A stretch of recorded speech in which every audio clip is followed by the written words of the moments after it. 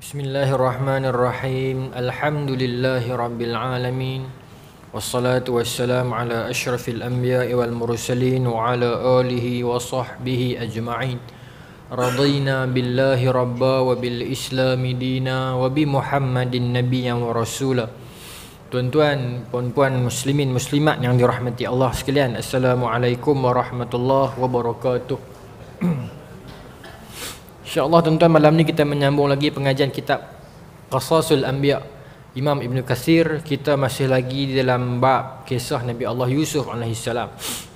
Kita sambung lah. Kita berhenti hari itu bila mana Nabi Yusuf telah dibeli oleh Al-Aziz, sehingga bila mana Nabi Yusuf sampai di Mesir, dibeli oleh Al-Aziz. Kemudian Nabi Yusuf mula nak membesar. Kita bincang yang tu.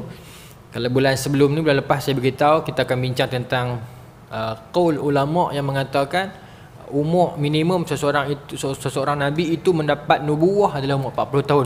Itu ada perbincangan. Baik, kita nak sambung yang tu, no? Baik. Firman Allah Subhanahu wa taala, "Walakinna aktsaran nasi la ya'lamun, walamma balagha ashuddahu atainahu hukman wa 'ilma, wa kadzalika nujzil muhsinin." Sadaqallahul azim. Yang bermaksud, tetapi kebanyakan manusia tidak mengetahuinya, dan tatkala dia cukup dewasa, walamma balagha ashuddahu, tatkala dia cukup dewasa, atainahu hukman wa ilma, aku telah berikan kepadanya hikmah dan ilmu. Nah, demikianlah kami memberi balasan kepada orang-orang yang berbuat baik. Baik. Semua itu menunjukkan bahawa berbagai peristiwa semuanya terjadi ketika Yusuf belum mencapai kesempurnaan usia dewasa, iaitulah usia 40 tahun. Maka kata Ibn Kathir, semua peristiwa yang kita cerita bulan lepas itu, yang dibuang ke dalam perigi sampai ke Mesir, membesar menjadi pemuda, semua itu sebelum Nabi Yusuf umur 40 tahun. Dan kata dalam ni, itu ialah umur kesempurnaan usia dewasa. Dan memang ada istilah orang putih pun kan, yang life begins at 40 kan, usia bermula umur 40. Itu usia dewasa, itulah 40 tahun. Usia yang menjadi batas minimum di mana Allah Subhanahu wa taala memberikan wahyu kepada para hamba-hambanya yang dilantik untuk menjadi nabi. Ini yang dikatakan itulah. Tetapi ini adalah berdasarkan teori para ulama yang duk kaji para rasul, melihat minimum seseorang rasul itu menjadi nabi ialah pada umur 40 tahun. Adapun sebelum umur 40 tahun itu, tentulah Allah menjaga mereka di dalam lindungan Allah, dikurniakan kepada Allah akan mereka itu hikmah, kebijaksanaan, kepandaian, rusyda, petunjuk. Dan kita dapat lihat kalau kita baca dalam kitab kalau kita baca dalam kitab Syama'il Muhammadiyah kan, Imam Tirmizi kumpulkan hadis-hadis. Ada dalam kalangan hadis itu yang Nabi SAW menceritakan pada zaman Nabi muda dulu, Nabi pernah juga Nabi tengok upacara orang Arab ni buat apa malam-malam kan. Maka bila Nabi sampai dekat situ, Nabi tak dan tengok, Nabi terlena. Allah lenakan Nabi. Sampai bila sedap, habis dah majlis. Program tu habis dah. Malam seterusnya adalah dia buat apa-apa majlis kerajaan depa ni. Nabi nak pergi tengok apa yang ada sebenarnya.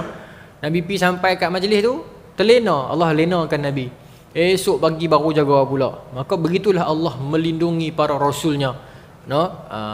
Dan dalam hadis yang lain menceritakan bagaimana, hadis-hadis sahih dalam Sahih Muslim, bagaimana kisah yang Rasulullah dibelah dada Nabi itu, dikeluarkan jantung Nabi, kemudian diisi dengan hikmah, dikeluarkan, disebut sebagai satu bahagian hitam, dikeluarkan. Hadis tu panjanglah, kisah yang berlaku dekat perkampungan Bani Sa'ad, yang mana, dan ketika tu kawan-kawan Nabi yang kecil-kecil ini, budak-budak ni semua dapat tengok benda tu. Depa balik beritahu dekat mak pak depa, qutila Muhammad telah dibunuh. Pasal depa tengok Rasulullah dibaringkan, dibelah dada, dikeluarkan bahagian hitam itu. Hadis tu dinilai sebagai hadis sahih, tetapi itu menjadi satu poin kepada para ulama pengkaji hadis ni, mengatakan itu menunjukkan proses pembedahan dada Nabi berlaku 2 kali. Sebab satu lagi hadis dalam Sahih Bukhari dan Muslim juga, memang dada Nabi dibelah sebelum peristiwa Mi'raj. Tapi hadis yang tadi ni juga sahih. Cuma ada perbezaan dekat mana, dekat ada term yang Jibril bawa keluar tu, Nabi kata ini adalah bahagian syaitan daripada kamu. Itu kalau tuan-tuan buka kitab Jawi Melayu tentang kisah Isra Mi'raj, dia ada sebut ayat itu. Itu berlaku sebenarnya pada peristiwa pembedahan dada yang pertama. Okey. Adapun pembedahan dada yang kedua, masa tu Nabi dah ada kerasulan dah. Tak ada yang kata ini adalah bahagian syaitan, tu tak ada. Bahagian hitam tu tak ada. Nabi disucikan oleh Allah Subhanahu wa taala. Itu semua menjadi bukti dan dalil kepada kita bahawasanya para rasul dan para nabi itu dipelihara oleh Allah Subhanahu wa taala. Bahkan bukan kata para nabi dan rasul sahaja, kita juga di dalam pemeliharaan Allah. Dan kita juga kalau Allah mengkehendaki kebaikan kepada kita, Allah akan uji kita dan Allah akan pelihara kita. Man yuridillahu bihi khairan yusib minhu, kata Nabi. Barang siapa yang Allah mengkehendaki kebaikan pada dia, Allah akan uji dia dengan musibah yang bertimpa-timpa, yang kelak akhirnya Allah akan berikan kepada dia ganjaran. Dalam hadis yang lain Nabi kata, innallaha yaghrisu fi hadzal din gharsan. Allah telah menanam dalam umat ini satu tanaman, satu benih. Allah telah membenih dalam umat ini satu benih. Yasta'milu ala ta'atih, yang mana Allah akan gunakan semayan itu. Semayan lebih sedap terjemahan. Semayan itu yang mana Allah akan gunakan semayan itu ke arah ketaatan kepada Allah. Jadi kita dapat lihat dalam seluruh kehidupan manusia ini ada ulama yang telah Allah peliharakan kehidupan mereka sejak kecil. Kita membaca kisah-kisah seperti mana Al-Imam Asy-Syafi'i bagaimana sejak kecil diuji oleh kesusahan, kehilangan ayah. Imam Ahmad bagaimanapun hilang ayah kecil, masa kecil juga, mak dia yang susah payah bantu dia, gerak dia awal, hantar dia pergi subuh masjid pagi-pagi, tunggu dia mengaji. Begitu juga para imam-imam yang melewati zaman mereka kecil itu bersusah payah. Dan bila mereka besar, rupanya Allah nak anugerahkan kepada mereka satu gedung ilmu, yang mana kita menumpang daripada gedung ilmu tersebut sampai ke hari ini. Itu yang dikatakan gharsan fi hadzal din, semayan dalam agama ini. Dan semayan itu tidak pernah berhenti sampai hari kiamat. La tazalu ta'ifatun min ummati az-zahirina 'alal haqq la yadurruhum man khadhalahum hatta ya'ti amrullahu hum kadzalik. Dan tidak akan berhenti. Akan ada sekumpulan lagi yang akan terus menjadi semayan oleh Allah Subhanahu wa taala, terus menerus dalam keadaan berjuang. Boleh jadi anak-anak tuan-tuan yang tuan-tuan hantar pergi sekolah agama, yang tuan-tuan hantar pergi sekolah-sekolah akademik dan sebagainya, yang mereka ini akan Allah pelihara, pupuk mereka, lindungi mereka, yang mana esok besar siapa tahu mereka akan menjadi satu medium ke arah ketaatan kepada agama. Yasta'milu ala ta'atih, bermaksud Allah akan gunakan mereka itu ke arah orang taat kepada agama. Seperti mana yang berlaku dekat Palestin hari ini, dekat Gaza hari ini. Mereka adalah cerminan kepada agama. Kita berterima kasih kepada para penduduk Gaza kerana mereka menunjukkan bukti kepada dunia bahawasanya itulah cerminan Islam. Cerminan Islam dahulu yang masih ada, yang kekal berjuang dalam keadaan tidak pernah putus asa dan lelah, yang diuji oleh musibah tetapi keimanan mereka terus utuh dan kuat. Kita berterima kasih kepada mereka kerana mereka membuktikan kepada dunia bahawasanya kita masih wujud. Golongan Islam yang kita sebut-sebut dalam kitab-kitab sirah itu masih wujud. Mereka menjadi contoh di depan mata kita dalam realiti. Itulah akhlak Islam, itulah roh Islam, itulah perjuangan Islam. Ditekan daripada setiap penjuru dan pelusuk, tetapi mereka terus menerus membawa agama ini, membawa perjuangan ini. Mereka tidak pernah berputus asa, tidak lari meninggalkan medan. Dan ketika mana mereka dapat hostage, mereka santuni dengan akhlak. Satu dunia menyaksikan, tuan-tuan, kan, yang diperilis dua orang hostages perempuan tu, yang kuasa Allah bila orang interview makcik Israel tu, dia pun kata dia ni sangat baik, jaga saya, bagi makan saya elok-elok. Yang nak balik tu makcik tu bersalam dengan pejuang Hamas tu. Itu semua menunjukkan terima kasih kepada penduduk Gaza kerana anda membuktikan kepada dunia bahawasanya kita masih ada. Umat Islam yang kita gembar-gemburkan di dalam kitab sirah, kehebatan umat Islam dahulunya, perjuangannya, akhlaknya, ilmunya, kesungguhannya, istiqamahnya, itu awak menjadi dalil kepada kita. Kita berhutang kepada mereka sebenarnya. Mereka menjadi dalil kepada dunia bahawasanya, yang mana kita menceritakan kepada dunia kehebatan Islam dahulunya, tak boleh nak buktikan hari ini. Mereka membuktikan yang kita masih ada. Sebab tu kita berhutang kepada mereka. Baik, sambung. Mengenai kriteria kesempurnaan usia dewasa dan kematangan, para ulama berbeza pendapat. Bilakah yang dikatakan satu fasa usia matang? Dia bukan usia umur baliag, baliag lain. Baliag itu yang kita mimpi basah tu. Satu lagi dia kata umur Baliak tu satu yang disebut baliak ni dia tak katalah baliak, dia kata apa? Mukallaf. Mukallaf ni isim maf'ul, bermaksud yang boleh dikenakan taklif. Kallafa yukallifu taklifan. Depa ini orang yang boleh dikenakan taklif. Taklif bermaksud apa? Bebanan syariat. Itu. Jadi kita ni yang dikenakan bebanan syariat ataupun pertanggungjawaban syariat, kita disebut sebagai mukallaf. Iaitu dosa pahala kita sudah pun dikira, kefarduan pun sudah pun dikira dan kita dah kena buat dah. Itu umur mukallaf. Adapun sebelumnya disebut sebagai umur mumayyiz. Mumayyiz ni umur yang dia tidak terkena bebanan mukallaf lagi, tetapi dia dah reti beza baik dan buruk. Perbezaannya kalau anak-anak kecil, dia tengok teh cicak, dia ambil makan. Itu belum mumayyiz. Bermaksud dia tak reti beza lagi baik dan buruk. Dia tak reti beza lagi. Tetapi kalau mukallaf ni, ada tak mukallaf belum mumayyiz? Ada? Ada t-shirt dalam ni. Ada. Mukallaf dan mumayyiz. Baik. Tapi umur yang dikatakan kematangan pemikiran, ada tak orang yang sampai tua, umur dah 32, 33 dah mukallaf dah, tapi tak matang lagi, berselerak tuan-tuan. Tambah zaman lalu ni berlambak. Saya di sekolah kadang-kadang budak-budak, anak-anak ramai cerita budak-budak kan, bapak depa duduk dalam bilik main game, lebih daripada depa lagi. Ayah ada studio game dia sendiri sampai 3-4 skrin ni. Anak tak boleh kacau. Lebih daripada tu lagi. Ayah susun komik-komik anime ni penuh rak. Bukan saya tak bagi, boleh lah kalau yang tu minat kan. Kau macam mana itu noh? Dalam masing-masing saya tak boleh rendahkan minat orang kan. Mungkin dia minat tak apalah, tapi kadang-kadang kematangan tu dia tak sampai. Dia tak sampai. Kadang-kadang anak pun jadi heran. Baik. Kalau nak minat game sikit-sikit tu tak apalah, tapi kalau dia sampai dia bersama naik dengan anak kan, duduk dalam PUBG tu, duduk sembang lagu lebih daripada budak-budak kita, padan lah, umur 45 dah kan. Baik. Okey. Jadi kata ulama Rubai'ah, Zaid bin Aslam dan Asy-Sya'bi mengatakan, usia di mana seseorang itu pernah mengalami mimpi basah, itu adalah umur kematangan. Itu antara ulama yang penjama mengatakan begitu. Maknanya 15 tahun dia dah matang dah. Okey. Kita sedang bercakap tentang matang akal fikiran tuan-tuan, bukan matang yang surau bertukar, bukan, matang akal fikiran. Baik. Sebenarnya saya selit sikit. Dalam istilah, dalam ilmu psikologi, psikososial psikologi ni, kematangan seseorang itu dalam membuat keputusan dia bermula pada umur 21 tahun. Tapi itu teori lah, dia bukan hadis, bukan Quran, dia teori. 21 tahun umur dia bermula kematangan dia dalam membuat keputusan, dan keputusan itu dia ada pertimbangan dia.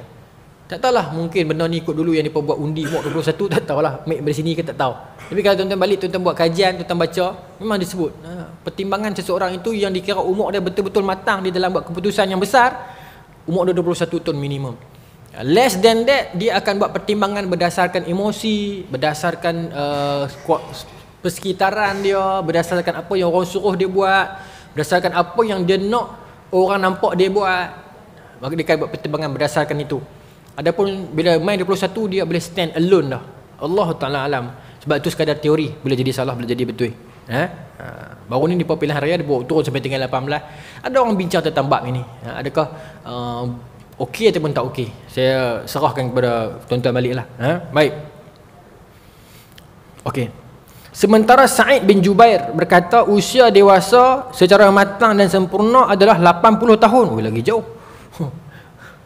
Pakai kita mati tak matang lah kau 80 tahun Sa'id bin Jubair kata. 80 tahun. Tapi mungkin pada zaman beliau mungkin ramai orang yang usia panjang, mungkin. Ad-Dhahhak berpendapat pula bahawasanya orang itu matang bermula pada usia 20 tahun. Menurut pendapat Ikrimah, usia matang itu bermula 25 tahun. Menurut As-Sa'di 30 tahun. Ibnu Abbas, Mujahid dan Qatadah, ni nama-nama besar pula, Ibnu Abbas sahabat Nabi, mengatakan usia matang itu adalah ni sonok. Imam besar ni tuan, Ibnu Abbas kata, Mujahid kata, Qatadah kata, mengatakan usia matang itu bermula pada 33 tahun. Umur cik lah ni, umur saya 33 tahun bermula usia matang. Maknanya terlepas duduk kuliah kat tahun-tahun tu saya tak matang kan tu. Tuan ni baru matang. Baik, di badan tak besar-besar doktor ni kak. Berat 60 turun 58 lah. Baik. Usia dewasa itu bermula pada usia 33 tahun. Tapi itu pendapatlah, berbeza. Adapun menurut Hasan ni saya ingat Hasan Al-Basri, usia matang itu sebenarnya bermula pada usia 40 tahun. Dalam surah Al-Ahqaf kata Allah, Ibnu Katsir bawakan, kata Allah, sehingga apabila dia telah dewasa dan umurnya telah mencapai 40 tahun. Itu tentang kisah Nabi Allah Musa alaihissalam. Baik. Jadi tuan-tuan, umat Rasulullah sallallahu alaihi wasallam ini memang antara 60 sampai 70. Nabi kata a'maru ummati baina sittin ila sab'in. Umur kebanyakan umat aku ini antara 60 sampai 70, wa aqallahum may yajudu zalik, dan sedikit saja kata Nabi yang melebihi yang tu. Seluruh umat Rasulullah ni bermaksud seluruh dunia sekarang lah. Kebanyakan kita ini umur kita kata Nabi minas sittin ila sab'in, daripada 60 sampai 70, itu range umur kita. Tapi tak ada kau orang lebih, ada. Wa aqallahum, sikit saja, qillah, sikit saja dalam kalangan mereka mayyajuzu dzalik, yang lebih pada tu. Baik. Adapun tuan-tuan, sini ada orang umur lebih daripada 60. Ada hadis yang lain. Ada satu hadis dalam Jami' Shaghir Imam Suyuti bawakan, tapi Imam Suyuti bagi komentar kata dia dhaif. Tentang Allah mengampunkan dosa umat-umat Rasulullah pada umur 40 tahun, 50 tahun dan 60 tahun. Tapi ada satu hadis yang lain yang sahih. Dalam Sahih Bukhari pun ada, dalam Musnad Ahmad pun ada yang dinilai sebagai sahih. Hadis yang mana kata Nabi SAW, a'zarallahu ra'an, ataupun a'zarallah ila mri'in, Allah telah memberi keuzuran terhadap seseorang itu, akhara ajalahu hatta ballaghahu 60 sanah. Allah memberi keuzuran kepada seseorang itu. Ingat balik, a'zarallahu ra'an ataupun a'zarallah ila mri'im, Allah telah memberi keuzuran kepada seseorang itu hatta akharallahu ajalahu hatta ballagha 60 sanah, atau kama qala, hadis riwayat Bukhari. Musnad Ahmad juga ada dalam matan yang lain tapi maksud yang sama. Allah telah memberi keringanan. Keuzuran ni bermaksud macam mana bahasa yang mudah faham? Allah beri keuzuran ni bermaksud Allah boleh bagi consideration lagi. Tu terjemahan yang untuk Taman Poh-Jaya ni. Allah masih lagi boleh consider seseorang yang selagi dia belum capai umur 60 tahun dan dia melakukan kesilapan. Tapi tuan-tuan jangan ambil hadis as excuse kita boleh buat kesilapan.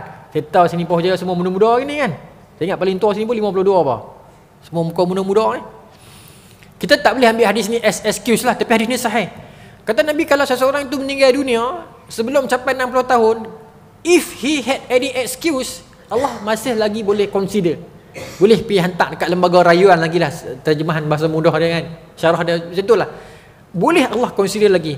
Kalau dia mengatakan, kalau dia berhujah mengatakan dia tak sempat pergi kuliah pasal anak dia kena hantar pergi asrama setiap hari Ahad, dia tak sempat nak melazimi 5 waktu sebab pagi-pagi kena keluar pergi kerja, masuk pulau, tak sempat nak pergi 5 waktu dekat subuh, tak sempat nak jemaah, kena keluar kerja awal. Sepatutnya boleh, tapi tak boleh katalah dia let's say dia ada satu excuse yang tak boleh. Jadi Allah Maha Pengasih, Allah Maha Penyayang, Allah Maha Mengetahui. Selagi dia belum umur 60, if dia ada any excuse tu, Allah boleh consider lagi. Saya takut orang salah faham ni, tapi tuan-tuan faham, saya tahu tuan-tuan faham. Okey.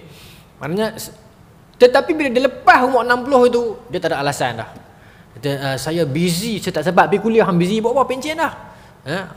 Saya tengah busy, tengah melayari media sosial, tak padan dengan umur dah. Jadi sebab tu, tapi kemah bila hadis ni Nabi sebut macam tu, itu menunjukkan Allah Maha Pengasih, Maha Penyayang. Kadang-kadang kita seronok tengok orang kan dapat pergi daurah dengan kitab lama-lama pagi sampai ke petang, dapat duduk lama-lama sembahyang tahajud, sembahyang apa.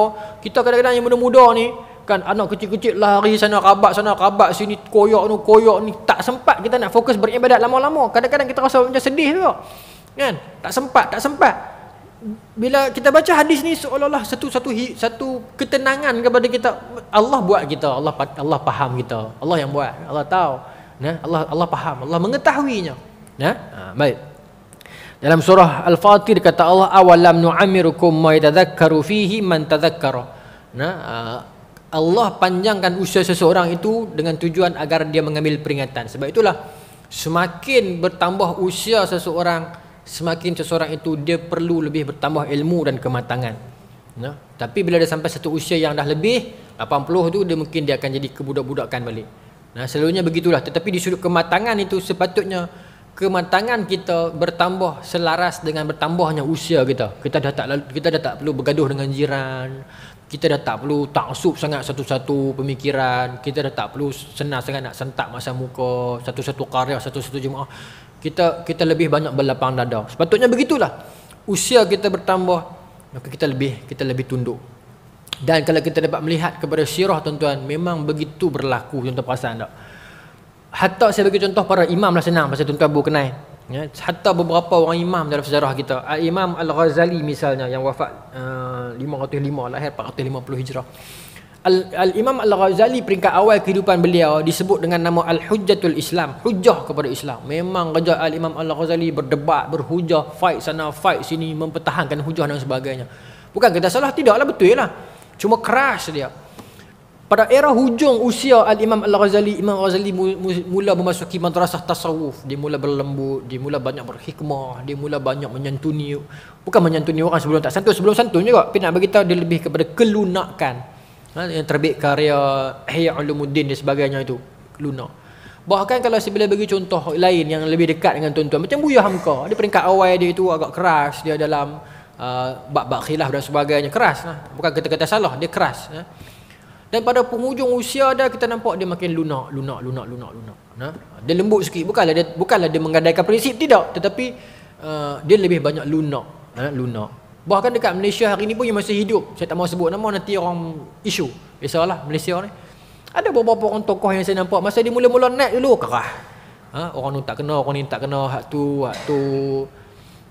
tu sekian hukum, hak ni sekian hukum. Kerah juga, agak kerah. Meskipun apa yang dia kata tu ada kalanya betul, tapi dia masuk dengan cara yang fighter. Tapi bila kita tengok bila usia dia meniti awal 50-an, nampak dia makin lunak, dia slow. Dia tidak menggadaikan prinsip dia, tapi kesantunan bahasa dia tu makin kita nampak, oh dia slow lah ni, dia cakap baik, lembut, dia mula buka ruang. Siapa yang dapat tangkap lah. Saya dalam kepala saya ni sudah bayang 2-3-4 orang ni. Kita nampak bila dia meniti satu usia tertentu, dia makin lunak sikit. Dia tak gadaikan prinsip dia. Dia masih mempertahankan pendapat dia yang dahulunya, tapi dahulunya dia keras melawan, keras berhujah, bertegas, turun ke medan-medan debat. Tapi hari ini dia banyak berinteraksi, berdialog, menerima tetamu-tetamu yang tidak satu sealiran dengan dia dan sebagainya. Tidaklah saya mengatakan dia salah ataupun dia betul, tapi saya ingat tokoh ni begitulah, siapa pun dia akan berinteraksi dengan usia dia. Saya pun kalau ditakdirkan Allah ada rezeki lama dengan tuan-tuan di sini, mungkin saya akan mencapai satu usia 50 duduk ceramah lagi di sini, contohlah kan. Bila pun duduk kacau orang ni, 50 duduk kuliah lagi di sini, mungkin saya tak sekerah dulu dah. Lah pun tak kerah terlalu pun. Dulu saya bujang, saya kuliah di sini, ingat tak, keras tinggi sikit suara. Allah slow sikit. Lah baru 33, mungkin nanti lagi slow ataupun lagi keras, tak tahulah. Dia bertambah. Dan tuan-tuan juga begitu. Di tempat kerja dan sebagainya. Itu lumrah. Sini pun ada pensyarah dan sebagainya. Cara kita berinteraksi. Dulu kalau tuan-tuan ni lawyer, ada buka firm. Dulu mungkin tuan-tuan lawyer yang turun berhujah ke medan. Nanti bila tuan-tuan dah sampai 50-an, mungkin tuan-tuan jadi owner firm, tuan-tuan lebih kepada leadership, lebih begitu kan. Memang kita berinteraksi dengan usia kita. Baik, kalau kita dah mencapai usia tertentu, kita tak berubah malang. Baik, sambung lah tuan-tuan. Baik, maka usia kematangan itu plus minusnya 40 tahun lah. 40 tahun. Jadi dia berkata life begin at 40 itu betul lah. Cuma ada orang mengatakan, saya tak tahu, saya tak 40 lagi. Nanti kalau habis kuliah tuan-tuan boleh PM saya. Dia berkata bila sampai umur 40 ni kena hati-hati. Either kita akan fall kepada yang baik dan kita akan teruskan kebaikan, ataupun kita fall kepada yang satu lagi yang tak baik dan kita akan teruskan dengan cara yang salah. Saya tak tahu, saya tak 40 lagi. Kita 40 esok kena hati-hati kita. Masa umur 40 lah, hang mulalah nak cari nombor 2, hang mulalah, dia berkata gitu. Saya tak tahu, saya tak 40 lagi. Lah tak ada niat nak cari apa lagi lah kan. 40 kena hati-hati betul-betul. Either 40 tu hang akan jadi satu mind, satu perasaannya, aku nak jadi ahli surau, nak duduk di surau. Tuan-tuan akan lekat dekat surau sampai mati. Tapi kalau 40 pun hati tak terjentik main surau lagi, sekurang-kurangnya 1-2 waktu pakai tak main dah. Tak tahulah, mungkin betul mungkin salah, tapi itu sekadar teori lah. Saya tak jumpa lagi dalil. Ya, tapi kebanyakannya begitulah. Ya, kebanyakannya begitu. Baik. Sabar no. Kemudian Ibn Katsir datangkan cerita bagaimana Zulaikha, isteri Al-Aziz itu menggoda Yusuf, Nabi Yusuf, dan wanita tersebut, iaitu Zulaikha. Zulaikha ni sekadar nama disebut dalam tafsir lah. Boleh jadi bukan Zulaikha, tapi dia isteri Al-Aziz, Imratul Aziz kan. Dan wanita tersebut yang mana Yusuf tinggal di rumahnya menggoda Yusuf untuk menundukkan Yusuf kepadanya, dan dia menutup pintu-pintu seraya berkata, marilah ke sini. Dan Yusuf berkata kepadanya, aku berlindung kepada Allah, sesungguhnya Tuanku telah memperlakukan aku dengan baik. Ya? Baik. Dalam ayat ini Allah menceritakan tentang rayuan isteri Al-Aziz terhadap Yusuf dan ajakkan dia untuk melakukan perbuatan yang tidak layak dilakukannya, dipandang dari satu kedudukan lagi, dan dia pula seorang wanita yang sangat cantik lagi bermartabat. Dia duk godok Nabi Yusuf. Satu ketika ni bila Nabi Yusuf kuih besar, kuih muda, kuih tengah tampan ni, segak. Itu yang dikatakan segak ni, adakah masa ni Nabi Yusuf dah umur 40 ataupun belum? Itu jadi perbincangan. Sebab tu orang kata orang lelaki dia makin tua makin smart, makin makin tua makin handsome. 33 tak dia kata lagi muka budak-budak ni. Dia naik 40 dia akan nampak steady. Dia nampak smart. Perempuan dia makin tua dia makin, minta maaf nah, dia makin kurang sikit. Itu ujian Allah kepada kita lah. Itu ujian Allah kepada kita. Kita kena terima lah. Tapi itu bukan bererti kita duduk rumah tak payah make up, tak payah berhias. Sebab siapa tak mau hias dah kak? Perempuan kuih tua kuih tak kena make up buat apa? Ada perempuan tua-tua bersegak lagi dah. Tak boleh bagi contoh lagi seram pula, tapi ada. Tua-tua belok lagi, segak. Segak dengan cara tua lah. Saya jumpa ramai yang macam tu. Kita tahu dia ni berusia sekian-sekian orang ni, tapi dia masih lagi jaga penampilannya. Baik, sambunglah, tak apalah. Okey. Isteri Al-Aziz mengajak dan menggoda Yusuf dan merayu untuk melakukan perbuatan tersebut, dan Nabi Yusuf merayu untuk menolaknya. Maka Nabi Yusuf mengatakan, aku berlindung, ma'adzallah, aku berlindung kepada Allah dengan perbuatan hang ni. Baik. Majoriti pendapat ahli tafsir mengatakan Nabi Yusuf berpaling kepadanya, sebab firman Allah, demikianlah agar kami memalingkan daripadanya kemungkaran dan kekejian. Sesungguhnya Yusuf itu termasuk hamba-hamba kami yang terpilih. Ini sebab apa? Sebab kata ulama, kalau Allah tak palingkan Nabi Yusuf, boleh jadi Nabi Yusuf boleh jadi tergoda. Jadi Allah pelihara Nabi Yusuf agar dipalingkan. Baik. Baik. Menurutnya Allah menjadikan Nabi Yusuf itu terpaling dengan cara dia lari, tinggal terus. Kalau tunggu lagi takut, maka Nabi Yusuf lari menjauh dan menghindar dari isteri Al-Aziz, seorang wanita muda yang sangat cantik, segak, muda. Bukan kita bayangkan kalau Al-Aziz ni umur 60, isteri dia bukanlah 55 dah, bini dia mungkin 23, 24. Dia segak. Mungkinlah pasal dia sebut tadi wanita muda. Maka Yusuf lari menuju pintu agar dapat keluar dari ruangan tersebut. Namun wanita itu mengejarnya dan menarik baju Yusuf daripada belakang hingga koyak. Dan bila sampai depan pintu, ni ayat Quran sebut, Allah kata, dan kedua-duanya mendapati suami wanita itu, Al-Aziz itu, terdapat di depan pintu. Buka pintu, dua-dua orang betul-betul depan tu Al-Aziz, macam drama TV ni Quran. Sebab tu Allah kata ahsanul qasasi, sebaik-baik kisah adalah kisah Nabi Yusuf. Memang macam drama. Buka pintu, Al-Aziz duduk depan tu. Terus bini dia kata, qalat ma jazaa'u man arada bi ahlika su'an illa ayyusjana aw azabun alim. Apa pendapat abang, orang yang kita bela, kita sara dia, tiba-tiba nak buat tak elok kat bini orang tu, patutkah kita penjarakan dia ataupun kita berikan kepada dia siksaan yang pedih? Dia pula fitnah Nabi Yusuf. Dia yang nak buat, dia yang fitnah.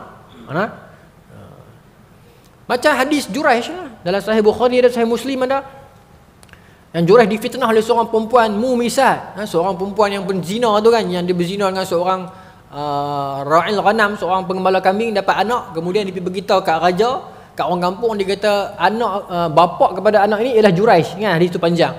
Orang percaya tuan-tuan. Minta maaf saya kata kadang-kadang bila fitnah terbit pada mulut seorang wanita, orang mudah percaya berbanding fitnah yang terbit daripada mulut lelaki. Itu fenomena dunia ni begitu. Jadi dalam hadis tu sebut bila mana perempuan ni pergi beritahu kat raja, dia kata apa? Yang bapa kepada anakku ini ialah Juraish. Maka raja kata, adakah Juraish yang warak tu? Ya. Depa terus pergi rumah dia, pergi kubah dia, masjid dia, pondok dia, depa pergi runtuhkan pondok dia tanpa tanya dah. Itu rakyat. Itu orang. Bila mai siapa-apa berita kepada kita, orang fitnah mana-mana figure-figure yang nampak lagu warak sikit, kita mudah beli dengan fitnah tersebut. Tanpa kita soal dan usul periksa dahulu. Tambah kalau fitnah tu datang daripada wanita. Tanpa kita sempat bertanya wanita tu macam mana. Dia mumisat ke, dia macam mana ke, kita mudah beli. Baik, sambung Tapi itu bukanlah satu hujah untuk mengatakan kita jangan dengar langsung orang perempuan kalau dibuat aduan jangan dengar. Tak. Kita kena dengar semua aduan orang. Dan kita kena menilai. Baik. Sambung Saya nak pergi sampai mimpi sempat nak jauh lagi Yusuf berkata, dialah yang menggoda aku dan menundukkan diriku. Nabi Yusuf kata, tak lah, bukan saya yang buat, dia yang buat. Baik. Maka bila bini dia tak mengaku, Nabi Yusuf pun takkan nak mengaku. Siapa yang nak jadi saksi? Dalam kisah Juraish pergi pegang bayi tu. Pegang bayi tu tanya, man abuka, siapa bapa hang? Dan bayi tu bercakap, ra'il ghanam, bapa aku ialah pengembala kambing. Hadis tu panjang tuan-tuan, jadi hujah kepada perbincangan tentang anak itu dinasabkan dengan bapa. Anak zina itu bolehkah dinasabkan dengan bapa kandung dia ataupun tak boleh? Hadis tu antaranya menjadi hujah kepada orang yang mengatakan boleh. Tapi hadis yang lagi kuat yang mengatakan tak boleh itu ada hadis yang lain. Itu saya ingat kita tak payah masuk panjang lagi itu. Tapi itu polemik dalam negara kita lah. Bila ada yang tak boleh bin dengan bapa kandung sendiri, walaupun bapa tu bapa kandung dia, bapa biologi, tetapi disebabkan dia melakukan hubungan itu di luar pernikahan, maka anak itu dapat bin itu kena bin nama-nama Allah, kan. Itu polemik. Bukanlah polemik, sebenarnya dia bukan polemik, dia khilaf dalam kalangan ulama.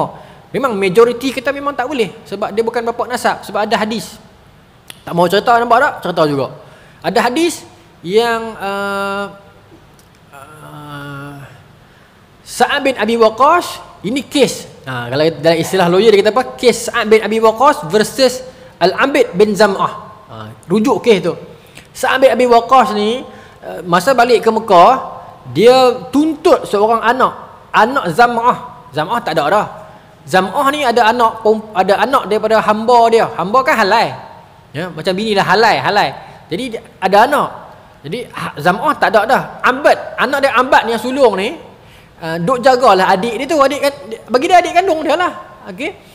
Tapi Sa'ad bin Abi Waqqas kata, "Dak, anak tu bukan anak Zam'ah, anak tu anak Utbah. Jadi Utbah dah wasiat kepada aku bila mai Mekah nanti ambil anak Zam'ah ni sebab anak tu anak Utbah." Nak faham tak?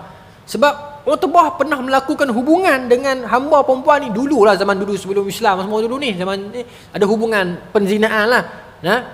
Jadi di luar gerbang pernikahan. Jadi suami balik. Kata Ambed, dah, dia ni anak pak aku lah. Dalam hadis tu kata, Nabi tengok muka budak ni, muka dia macam muka Utbah. Bermaksud anak Utbah lah kot. Tetapi Nabi kata apa? Al-waladu lil firashi. Anak itu milik orang yang ada gerbang pernikahan. Dalam kalau istilah, kalau nak terjemah literally pemilik ranjang. Tapi maksudnya orang yang duduk dalam gerbang pernikahan, anak tu milik dia. Walaupun anak tu nampak muka macam Utbah punya, tapi Utbah dia bukan dalam gerbang pernikahan. Jadi dikira anak itu adalah anak Zam'ah ni. Pada hadis tu lah ulama bincang kata, okey, kalau macam tu, kalau anak itu lahir daripada luar gerbang pernikahan, dia tidak memikul nasab bapak dia, walaupun bapak dia bapak betul dia. Jadi begitu. Panjang tu menurut tu panjang. Sebab tu ulama buat ketetapan yang itulah yang dibuat kat Malaysia sekarang ni. Adapun ada pendapat yang segelintir yang lain mengatakan tak boleh. selagi mana bapa itu dengan perempuan tu lagi dia tak kahwin dengan orang lain, boleh. Apa pendapat sedikit, pendapat dalam mazhab Hanafi dan sebagainya. Ishaq bin Rahuyah ada beberapa orang lagi lah, saya tak ingat, tapi ramai. Tapi lebih ramai yang ni lah. Maksudnya khilaf yang diraikan. Ada pro and con benda ni, ada pro and cons. Saya tak mau terlibat dengan benda tu, saya bukan bidang saya. Cuma saya secara tak tentu adalah kedua-dua mereka itu ada dalil. Kedua-dua mereka itu ada hujah. Ini kerja majlis fatwa, ini kerja pejabat mufti. Jabatan Agama Islam. Adapun saya yang kuliah ni main cerita sajalah, yang ada depa ni ada dalil dia yang ni, kau ni dalil dia yang ni. Kau ni perkiraan dia macam ni, kau ni perkiraan dia macam ni. Lillahi ta'ala, tujuan saya tak ada lain. Tujuan saya nak beritahu, kalaulah dalam dunia saya dakwah ni, saya nak orang boleh tak bergaduh dengan cara yang saya bawa. Saya teringin macam tu. Kalaulah orang boleh berdamai dan mula dapat faham, okey macam ni sebenarnya. Jadi orang akan dapat berdamai. Tak perlu kita nak meneruskan persengketaan yang dah makan 1300 tahun ni kan, tak perlu. Baik, sambung. Jadi dalam duk bergaduh tu tuan-tuan, tiba-tiba dalam Quran sebut syahidun min ahliha kan, berkata seorang saksi dalam kalangan ahli keluarganya. Jadi tak tahu siapa yang kata. Ada yang kata pekerja, ada yang kata keluarga Zulaikha dan sebagainya. Tapi ada hadis Ibnu Abbas, riwayat Ibnu Abbas, ada 5 orang bayi yang bercakap waktu kecil. Hadis tersebut. Saya tahu ada hadis yang lain dalam Bukhari, Nabi sebut 3 orang bayi yang bercakap waktu kecil. Nabi Isa, sahib Juraish, budak tadi tu dalam kisah Juraish, dengan juga seorang budak yang sedang menyusu dengan mak dia tu dalam kalangan Bani Israel. Dia takallam fil mahdi, kata Nabi, yang bercakap dalam buayan, yang cakap ketika kecil. Dan ada hadis yang lain juga Nabi sebut 4 orang. Tapi dalam hadis Ibnu Abbas ni kita 5. Termasuk dengan anak Masyitah, termasuk dengan apa lagi? Ashabul Ukhdud. Yang ingat tak yang digali parit itu, yang mak tu nak kena terjun dalam parit, dia takut, dia kata kamu ada mak, jangan takut. Kita berada atas kebenaran, terus. Kemudian termasuk juga dengan apa lagi? Ada lagi. Ashabul Ukhdud, Masyitah, ini yang sahib Yusuf ni, budak yang dalam kisah Nabi Yusuf. Itulah hadis Ibnu Abbas. Jadi sebab tu dalam ni kata, diriwayatkan dari Abu Hurairah, Hilal bin Yasaf, Hasanul Basri, Sa'id bin Jubair Ad-Dhahhak dan pendapat Ibnu Abbas. Itulah yang dipilih oleh Ibnu Jarir At-Tabari, yang mengatakan bahawasanya saksi tersebut adalah seorang budak kecil yang masih berada dalam buayan. Lam yatakallam fil mahdi illa salas. Itu hadis yang kata 3 orang tu. Maksud fil mahdi, dalam buayan. Jadi hadis Ibnu Abbas tu menyokong hujah, menghuraikan ayat Quran ini, mengatakan yang jadi saksi itu sebenarnya budak kecil dalam buayan. Budak kecil dalam buayan. Tapi itu adalah bukan ayat Quran, hadis yang menghuraikan ayat Quran ini. Tapi dia masih lagi terbuka kepada perbincangan. Ada yang mengatakan bukan budak kecil tetapi perempuan lain yang dia bukan jadi saksi, cuma dia bagi pendapat, dia bagi penyelesaian, dia bagi solution. Dia kata apa? Wa in kana qamisuhu qudda min duburin fakadzabat wa huwa minas salihin. Kalau lah ni tengok baju Yusuf. Jadi bukan bermaksud benda tu miracle. Budak tu terus bang, Yusuf tak salah, dia tak. Sebab tu ulama yang lain berpendapat bukan budak kecil tapi orang perempuan biasa, orang dewasa. Dia yang bagi solution. Dia kata cuba kita tengok baju Yusuf. Kalau baju dia qudda min duburin, kalau baju dia koyak dekat belakang, fakadzabat, Zulaikha tipu, wa huwa minas salihin, Yusuf betul. Tetapi in qudda, kalau dia koyak dekat depan, bermaksud Nabi Yusuf itu tipu, dan Zulaikha itu betul. Maksudnya cerdiknya budak ini, syahid dalam kisah ini, dia fikir sejauh itu. Dia kata kalau baju Yusuf koyak kat depan, bermaksud Yusuf tipu. Tapi kalau Nabi Yusuf koyak kat belakang, bermaksud Nabi Yusuf betul. Cerdiknya saksi ni. Pasal dia kata kalau koyak kat depan, bermaksud Nabi Yusuf yang nak terkam Zulaikha. Bila Zulaikha nak meronta lari, dia akan koyak. Tapi kalau Nabi Yusuf tu koyak kat belakang, bermaksud memang Yusuf nak lari, Zulaikha yang tarik dia. Jadi bila cek baju Yusuf, oh memang koyak kat belakang. Koyak kat belakang. Baik. Maka kerana itulah, itu menjadi kerana Yusuf melarikan diri yang saya kata tadi itulah. Lalu dia mengejarnya dan menarik baju Yusuf. Maka disebabkan itu, maka tatkala suami wanita itu melihat baju gamis Yusuf yang koyak di belakang, berkatalah dia, sesungguhnya kejadian tadi adalah tipu daya kamu. Nah, sesungguhnya tipu daya kamu adalah amat besar. Al-Aziz kata hang yang bohong, anak kena Yusuf. Nah, baik. Maka kata Al-Aziz, kata menteri ni, alhamdulillah, wahai Yusuf, a'rid an haza, wahai Yusuf, berpalinglah, maksudnya tutuplah. Yusuf, jangan cerita kat orang lah. Jangan post kat TikTok, jangan. Malu dia kata, aku ni menteri, jangan cerita kat orang. Tolonglah jaga maruah saya, jaga maruah isteri saya, jangan cerita kat orang. Menteri ni malulah tuan-tuan, betul tak? Maka Al-Aziz ni, Allah cerita dalam Quran ni, itulah tabiat manusia kan, kita begitu, kita ada rasa aib maka tolonglah tutup aib panjang nak pilihan raya ni. Walaupun bukan saya buat salah, tapi bini saya mesti sangkut dengan saya punya. Lalu macam itulah, bini pemimpin akan menyebabkan habis pemimpin tu. Sejarah dunia menyaksikan macam mana di Tunisia Laila bin Ali, di Filipina Imelda Marcos kan, banyak contoh-contoh yang apa nama ni, isteri dia menyebabkan habislah kiri politik suami dia.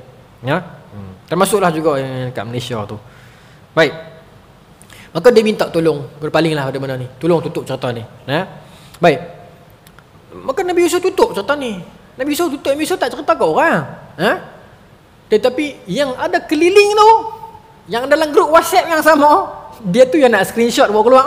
Selalunya macam tu lah tuan-tuan.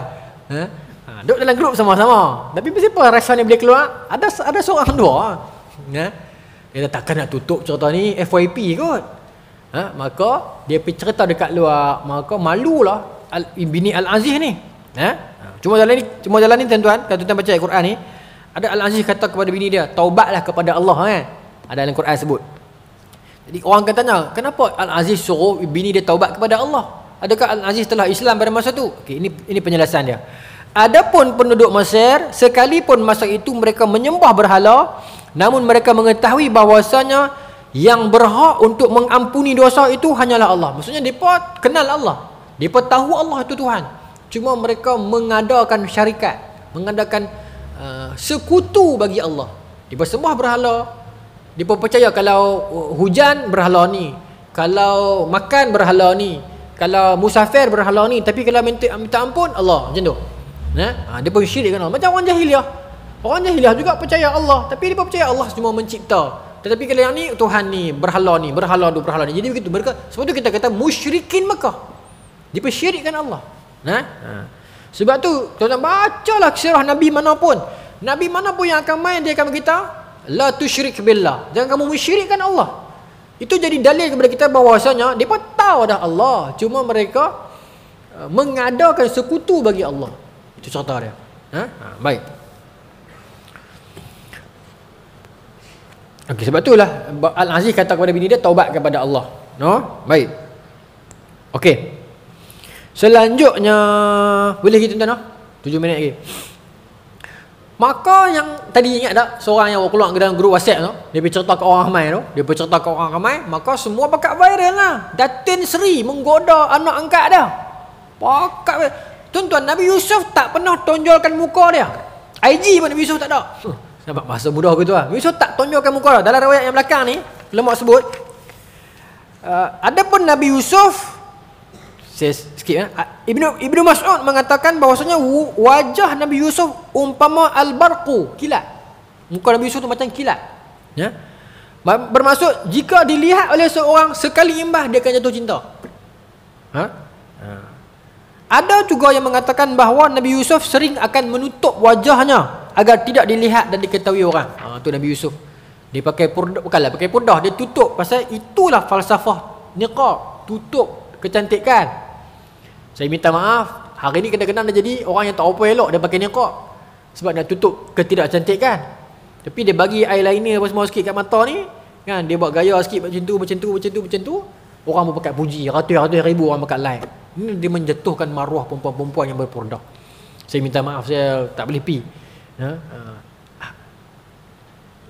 Lebih baik orang yang tidak berniqab tetapi dia memelihara diri dia. Dia tak berniqab tapi dia jaga elok, sopan, daripada orang yang berniqab tapi dia mengalahkan orang yang tak tutup. Ajak pula orang cara nak makan. Tak payah nak ajak. Ajak mau apa? Kan? Orang tahu dah. Tunjuk pula kat orang macam ni cara dia. Aku tak boleh. Haram. Pasal kita menghormati para wanita yang berpurdah ni, kita sangat hormat. Tiba-tiba segelintir yang datang yang menjadikan itu sebagai trend, dia mencalarkan imej wanita berpurdah yang sejati ni. Yang tu yang kita rasa marah tu. Kita tak mau kelak wanita-wanita berpurdah ni dianggap rendah disebabkan perilaku 2-3 orang ni.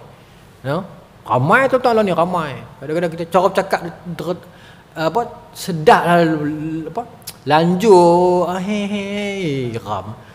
Tak boleh. Baik orang biasa tak apa lagi. Kalau awak nak buat macam tu, awak jangan pakai. Kadang-kadang dia merasakan bila aku tutup tu, itu adalah satu shield yang aku boleh buat apa saja sebab aku tutup. Kan cara macam tu. Falsafah tutup sebab tak mau bagi orang jadi fitnah. Tapi bila tutup pun jadi fitnah kepada agama, baik buka. Sebab kadang-kadang tuan-tuan, minta maaf ni pandangan orang lelaki, bila dia tutup, dia mencantikkan mata dia. Itu yang lebih lagi orang lelaki nak tengok sebenarnya. Itu hakikat dia, kena tahu para wanita. Lepas tu bila buat live, berpuluh ribu bakat tengok.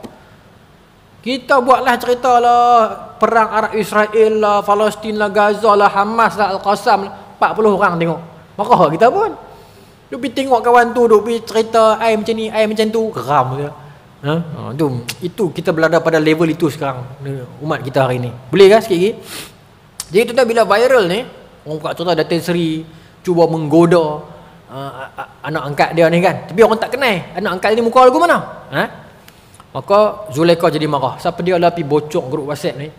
Maka dia buat satu makan malam. Quran sebut, dia buat satu makan malam. Maka kata Allah, niswatun fil Madinah imra'atul aziz turawidu fataha an nafsihi. Tersebar di seluruh pekan dan kota ni, bini Datuk Seri ni mengorat pemuda dia. Macam tu kan. Maka Zulaikha dia pun cerdik. Dia kata, hampa kata kat aku, hampa terang mana sangat, nanti sat. Maka Zulaikha pun panggil semua persatuan kelak-kelak isteri-isteri Datuk Seri ni. Tak tahu juga dah persatuan tu. Kelak isteri-isteri menteri contoh, main berhimpun ramai-ramai. Masuk di rumah dia, dalam dewan makan besar ni, dia bagi seorang satu pisau, seorang satu buah kupas. Tak tahulah buah apa, bawang ke tu, makcik bawang main dari situ lah kan. Kupas buah kot sangat. Dan ni sebut apa? Memberikan mereka sebelah pisau, dan kupas dia tak sebut buah ke bawang lah. Baik, dia pun pegang buah dan pisau, elok dia pegang. Maka dengar Allah kata, wa atat kulla wahidatin minhunna sakinan, bagi setiap seorang dia pisau. Wa qalatil ukhruj alaihinna, bila semua pegang pisau, pegang buah, duk alik sembang. Maka masa itulah Zulaikha kata kepada Yusuf, hang keluar meja muayang. Yusuf terpaksa keluar kan. Mak suruh, mak angkatlah, mak apa? Majikanlah suruh. Falamma ra'ainahu akbarnahu wa qata'na aydiyahunna. Depa tengok saja Nabi Yusuf, depa tergamam, terkejut. Depa macam masa tu berhenti.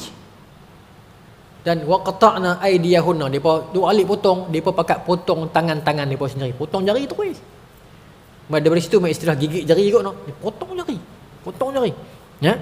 Dan sambil duk tengok potong jari, dia berkata, ma hadza bashar in hadza illa malakun karim.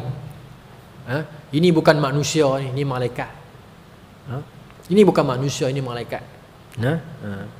Maka bila kata lagu tu, barulah Zulaikha kata, ambil poem lah ni hampa tengok. Maka Zulaikha suruh Nabi Yusuf masuk. Zulaikha kata, lah hampa tengok jari hampa. Baru tengok, baru sakit. Tadi tak sakit. Tu pemikiran tu. Tadi tak sakit, tengok jari, pakat sakit habis.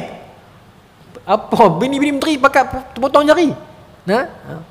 Pakat jadi yakuza habis. Maka Zulaikha kata, hang baru tengok 2-3 minit potong jari lah.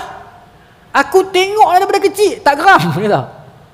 Tapi ada satu teori, lecturer saya dekat universiti tu, menarik juga teori dia, Dr. Al-Faris Abdul Razak, yang kaji tentang Firaun dan Iskandar Zulkarnain tu. Pasal mengajak dalam kelas lah, dia kata ini kerana Nabi Yusuf adalah Bani Israel. Bani Israel ni memang dia handsome, dia segak. Kalau tuan-tuan tengok pelakon-pelakon orang putih yang Yahudi pun dia elok kan. Walaupun kita tak suka kat mereka lah, tapi mereka elok wajah mereka. Jadi Nabi Yusuf bukan orang kripti. Dia orang Israel, Bani Israel. Jadi segak. Bila duduk dekat Mesir, bangsa Qibti tak berapa elok. Dia tak berapa elok. Arab Mesir kan tak berapa elok. Sebab tu dia jadi lain daripada yang lain. Sebab tu orang terkejut tengok dia. Ma hadza bashar. Ini bukan manusia dia kata.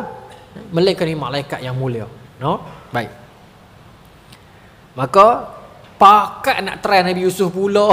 Tuan-tuan, pakat duk bagi kad. Ni kad ai, ni kad ai, pakat duk try Nabi Yusuf pula. Jadi fitnah tuan-tuan. No? Datin ni pun pakat duk try Nabi Yusuf. Akhirnya kata Nabi Yusuf, Nabi Yusuf minta kepada Allah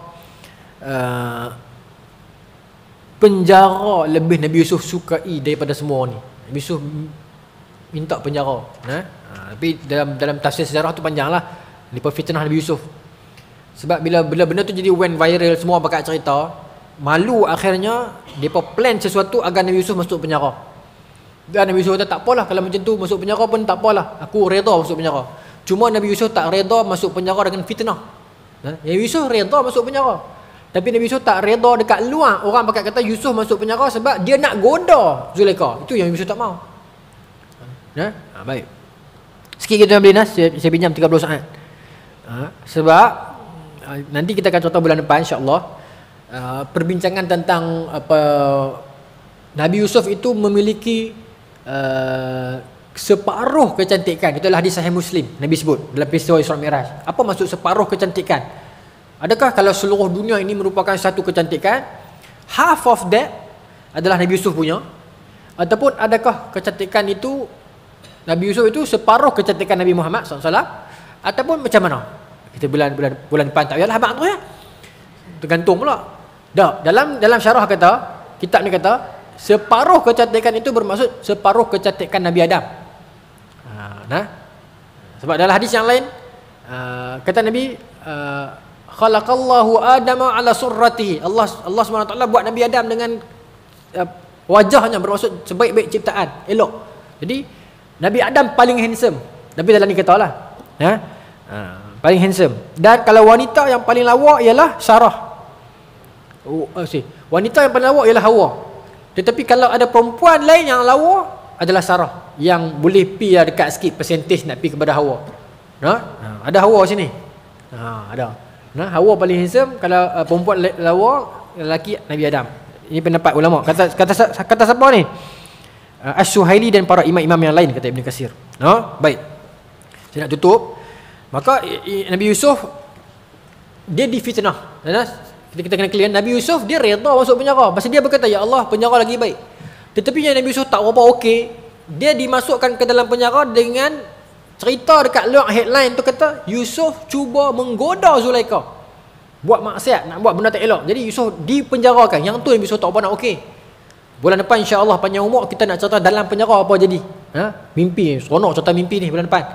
Saya akan datangkan beberapa kisah mimpi yang lain yang terlibat dalam ni. Tapi saya nak bagi sikit teaser, bukan teaser tu, sikit thesis statement dia. Nanti bila Nabi Yusuf dah berjaya selamatkan Mesir, bila raja kata kepada Nabi Yusuf, keluar dari penjara sebabkan hang tolong Mesir, aku bebaskan hang, beri pengampunan di raja. Sensitif tak? Maaf nak beri pengampunan di raja kepada Nabi Yusuf. Nabi Yusuf tolak. Nabi Yusuf nak keluar penjara, beritahu kat raja, saya nak keluar penjara. Raja kata okey, keluar sebabkan hang telah selamatkan Mesir, keluar. Nabi Yusuf kata aku tak mau. Tak mau pula. Tadi kita nak bebas. Nabi Yusuf kata, I need perbicaraan semula. Saya nak perbicaraan semula. Sebab apa? Dia nak tutup pintu fitnah. Dia tahu dia betul. Aku nak takut apa? Kerajaan dah kalah. Sekarang aku masuk balik mahkamah yang lebih adil. Aku nak bicara balik. Jadi fitnah itu tak bawa sampai hari ini. Orang faham Nabi Yusuf memang tak salah. Saya memang daripada dulu saya pegang pada prinsip itu. Siapa pun orang itu kalau dia tak salah, dia instead of bukan kita nak nafikan, saya minta maaf tuan-tuan. Jadi tuan-tuan ambil poin politik pula. Tak mahu, saya tak mahu ambil yang tu. Kita ambil poin akademik. Dia lebih selamat sebenarnya. Bila kita kata aku tuntut keadilan dan aku minta bicara balik, dan dia akan bebas dalam keadaan fitnah itu tertutup. Kalau tidak, dia akan jadi sampai hari ini. Kita nampak hari ini tak habis. Kat Dewan Rakyat bawah ni pun duk bunyi kita sedih kita sayang dia kan. Bila orang duk bunyi. Pasal dia pintu tu tak tutup. Orang kata alah dapat pengampunan free je. Orang kata macam Tapi kalau alangkah eloknya masa tu, tuan-tuan, masa saya tak mahu sebut nama, walaupun tuan-tuan pakai doktor ni. Masa dia mula-mula keluar dia dapat pengamanan tu, saya tulis kat Facebook saya. Saya kata saya tulis contoh ni, saya kata alangkah lebih indah kalau buat perbicaraan balik kan. Lepas tu ramai orang komen kat Facebook saya. Tuan-tuan cari balik post tu masih ada lagi kalau lepas tak delete. Ni tak guna lah, walaun lah kata kat saya. Kata kat saya walaun, kita sokong dia. Dah. Tapi kata kat saya ni, dia marah pasal saya kata perbicaraan semula. Saya bukan bermaksud nak merendahkan dia. Kalau betul tak salah, bicara balik agar tutup pintu tu. Lah tuan-tuan nampak dah berapa tahun berlalu dah orang masih ulang benda yang sama, orang canang balik. Sebab tu Nabi Yusuf ada ajak kita, Allah ajak kita kisah Nabi Yusuf yang kena ambil ni. Setiap satu butir dalam surah Nabi Yusuf kita kena belajar. Nabi Yusuf kata, aku tahu aku betul Lepas raja kata aku nak bagi free keluar. Nabi Yusuf aku tak mau. Kalau aku keluar free nanti seluruh Mesir akan kata, ya boleh lah bebas. Raja bagi dia bebas pasal dia selamatkan raja. Tak payah. Lah ni tolong buat balik perbicaraan yang lebih adil. Lantik hakim baru, peguam baru. Barulah bicara balik, baru Nabi Yusuf keluar. Panjang contoh-contoh kita akan contoh lebih detail dalam bulan 4 tak sempat. Bulan sekali lagi kot. Yang akhirnya mereka panggil bini-bini datin ni mai jadi saksi, buat juri. Seronoklah kita akan contoh itu. Mungkin 2 bulan, bulan 4 tak sempat kot. Mungkin bulan sekali lagi kalau saya masih lagi berkhidmat di Pulau Pinang. Allahu ta'ala a'lam. Bismillahirrahmanirrahim. Allah marzuqna fahman nabiyyin wa fadal mursalin wa ilhama malaikatil muqarrabin wa ahlina fi riyatil arifin bi rahmatika ya arhamar rahimin.